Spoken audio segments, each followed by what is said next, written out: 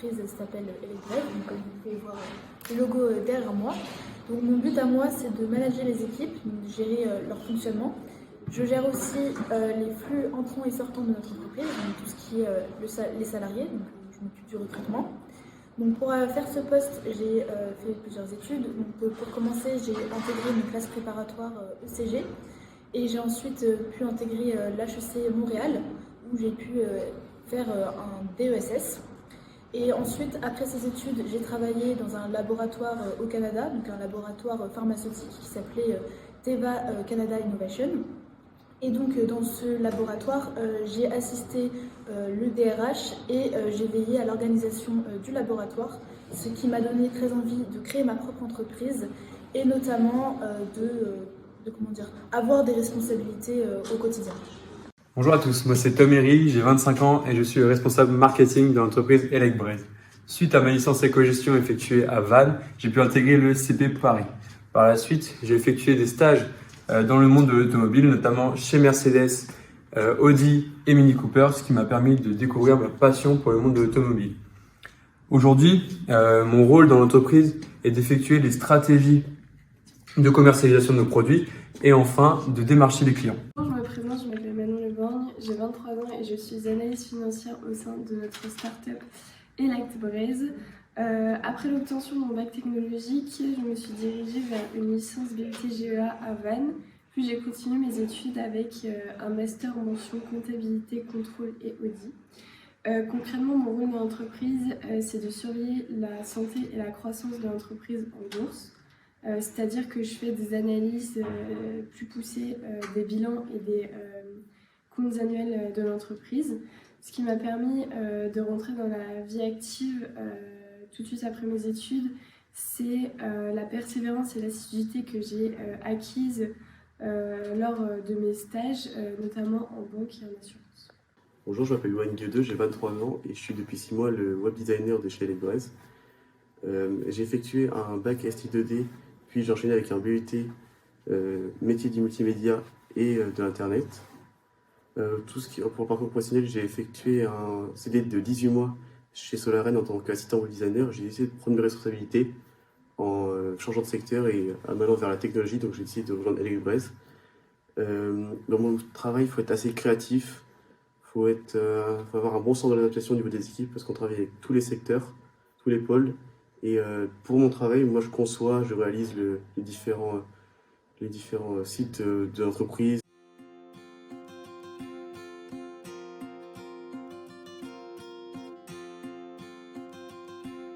Hello, welcome on my office. I will explain you the different strategies that my company and I put in place to deal with the different threats that we have to face. First of all, we are a young company on the market. That is why we should stand out above all. Here is our SWOT. He presents our strengths, weaknesses, threats and opportunities. I'm going to talk especially about threats, and for example, for a company like us, we have competition, the fall of the purchasing power, and at least the dependence of suppliers. Oula, attendez Clarisse, nous avons une question dans le public il me semble. Alors pourquoi expliquez-vous vos stratégies en anglais? Et donc la question est la suivante, en quoi l'anglais est-ce important pour être embauché dans votre entreprise? Oui, pas de souci. En effet, l'anglais c'est essentiel pour notre entreprise car nous opérons à l'échelle internationale. Cela nous permet de communiquer efficacement avec nos clients et nos partenaires à travers le monde. Et ça nous permet aussi de comprendre les dernières tendances et les meilleures pratiques qui sont sur le marché global. De plus, la plupart des documents professionnels importants liés aux entreprises sont rédigés en anglais. Donc il est crucial pour notre personnel de maîtriser cette langue et pour pouvoir aussi comprendre et les utiliser efficacement. En somme, l'anglais est un atout clé pour notre entreprise qui nous permet de croître et de prospérer dans un environnement commercial mondial. Merci beaucoup Clarisse, vous pouvez continuer votre explication. Indeed, to put a light on our products, we decided and we have tried to make an initiative project that don't exist in other companies. That is why we use new technology. In addition, to fight against the fall of the purchasing power, we set up subscriptions and loyalty accounts to propose a way for our clients to have access more easily to a better price. To finish, we are dependent of our suppliers. If they have a problem, we will have a problem too. Therefore, we set up a good organization with them to have more security as possible. That is why communication and planification are very important for our company.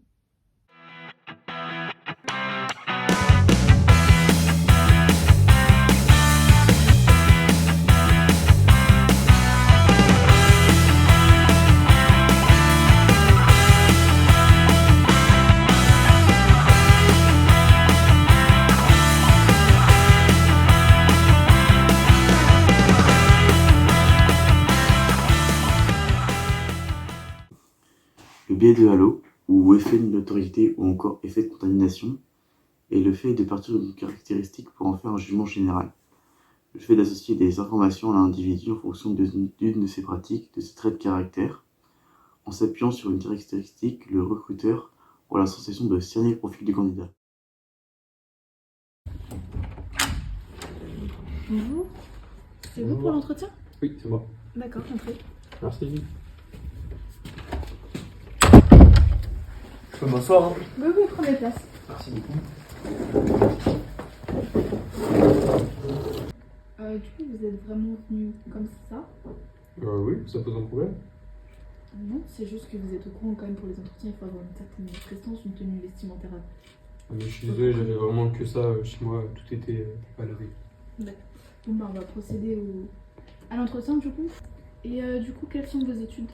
Alors moi j'ai fait une classe préparatoire à Lorient, ECG, donc préparatoire commerce. Et après j'ai intégré HEC Paris, où je suis sorti le major de ma promo. Le biais de Dunning-Kruger est un biais cognitif de jugement d'une personne vis-à-vis de ses compétences. Il s'agit d'une tendance d'un individu à surestimer ou sous-estimer ses compétences. Cet effet s'explique par la surestimation de ses performances, par le fait qu'une personne sait bien se présenter, se vendre, et donc amène à croire aux autres personnes autour d'elle que celle-ci est supérieure aux autres. J'avais vu sur votre CV que vous alliez changer d'emploi assez fréquemment en si peu de temps. Du coup, j'aurais aimé savoir pourquoi. Parce que ça m'a un peu freiné quand j'ai vu ça.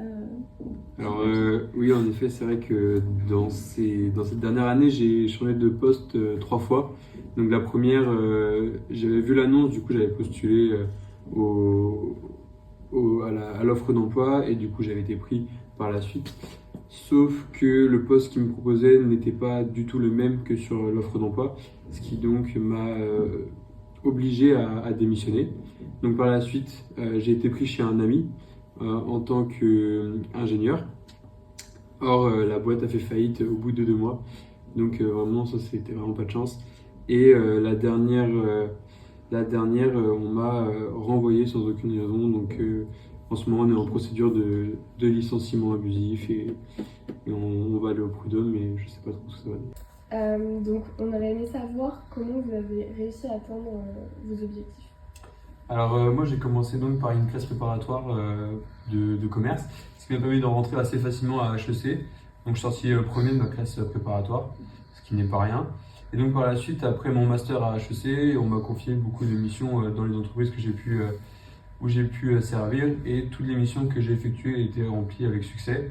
J'ai même réussi à obtenir des labels dans les entreprises où j'étais, donc ce qui a permis aux entreprises de faire plus de bénéfices et donc d'agrandir l'entreprise dans le monde. Et donc voilà, et par la suite, grâce à l'anglais que je maîtrise très couramment, j'ai réussi à attirer beaucoup de fournisseurs européens, et donc ce qui a étendu l'entreprise au rang mondial.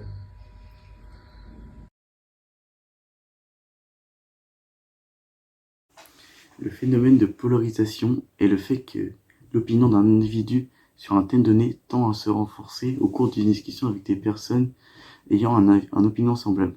Le fait que plusieurs personnes encensent fortement un individu va favoriser le point de vue du recruteur.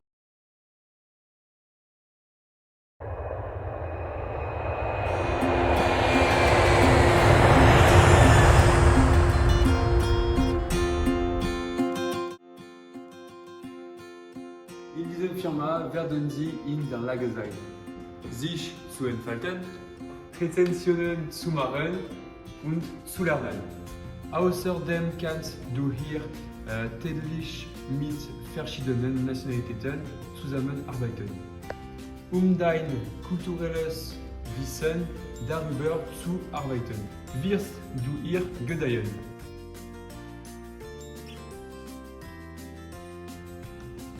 Para mí, lo más importante en una empresa es las condiciones de trabajo.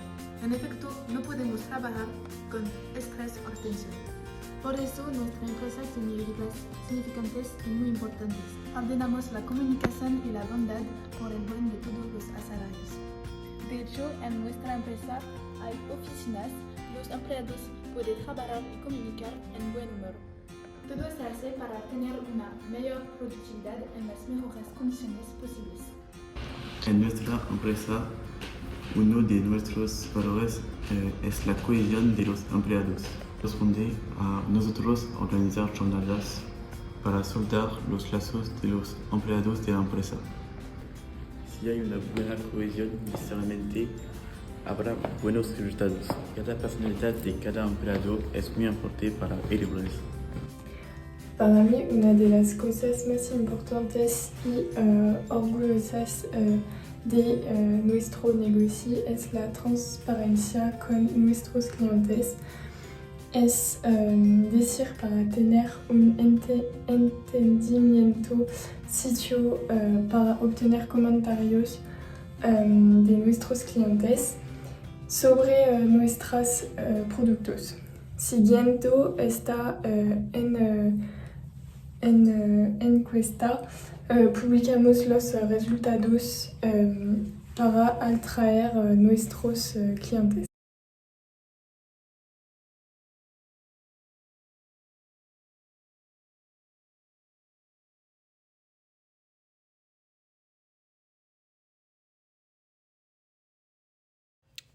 Tout d'abord, concernant le CV, c'est une étape cruciale pour votre embauche et pour obtenir un entretien.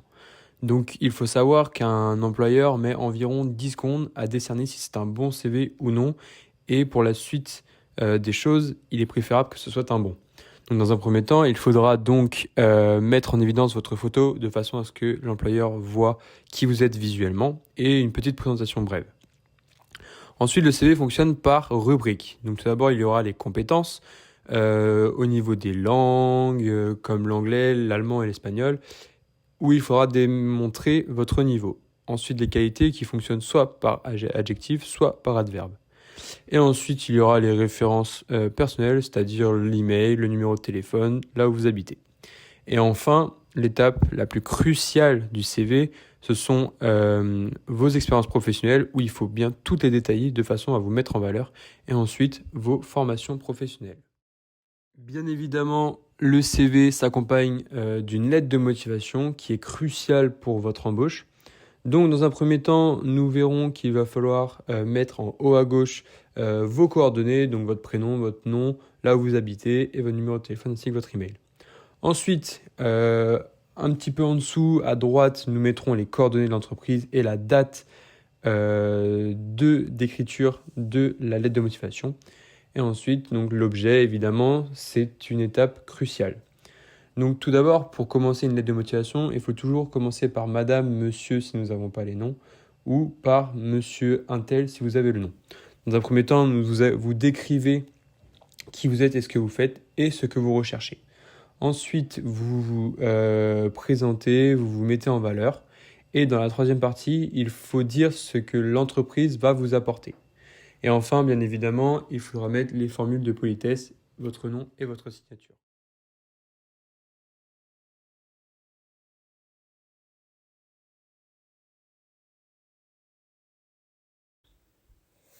Alors, pour commencer, on a Philippe, qui est ingénieur chez Thales depuis 7 ans. Pour son métier, il préconise un bac+5 qui est nécessaire pour cette formation. De plus, on a François qui est ingénieur projet chez Orano depuis 6 ans. Pour arriver à ce stade-là, il a fait une formation en 5 ans d'études, mais très spécialisée. Et pour finir, nous avons Sylvain, qui est ingénieur mécanique chez Vinci Construction France depuis près de 4 ans.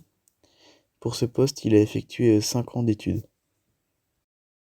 Donc le profil retenu dans cette recherche de nouveaux salariés pour notre entreprise, nous avons retenu Jean-Philippe Duponton, qui est ingénieur en énergie renouvelable depuis 20 ans. Aujourd'hui, il est à la recherche d'un nouvel emploi pour fructifier ses innovations sur les énergies vertes. Et il nous renseigne que depuis son plus jeune âge, il est passionné d'automobile. C'est pourquoi cette candidature serait parfaite pour lui. Donc, à la suite d'un bac S, il est entré à l'ICAM Vannes, où il a eu des études d'ingénieur pendant 5 ans. Il a pu développer ses savoir-faire, ses savoirs scientifiques. Il a porté une affection particulière pour les nouvelles innovations mécaniques. À la suite de ça, il est parti chez Renault en tant qu'ingénieur automobile. Puis il a changé d'entreprise. Il est parti pendant 6 ans chez Audi en tant que superviseur de production.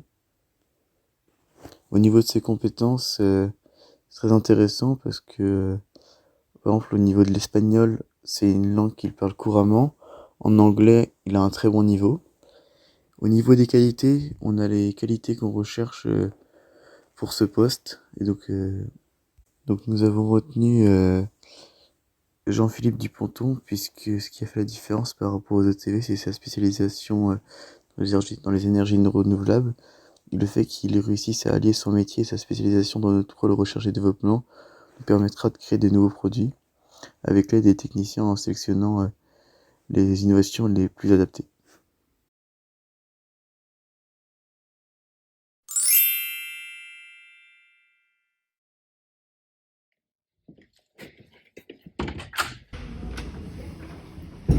Bonjour. Je vous laisse vous installer, prenez place. Bonjour, est-ce que vous aviez pris avec vous votre Ouais. CV si vous... Du coup, j'ai pris en même temps. J'ai pris un CV de motivation. D'accord, merci. Écoutez, pour commencer, est-ce que vous pouvez vous présenter rapidement, s'il vous plaît? Oui, je m'appelle Jean-Philippe Duponton, j'ai 56 ans. J'ai j'ai fait 5 ans à l'ICAM en tant qu'ingénieur, pour devenir ingénieur, et ensuite j'ai travaillé pendant 20 ans dans l'ingénierie de la technologie.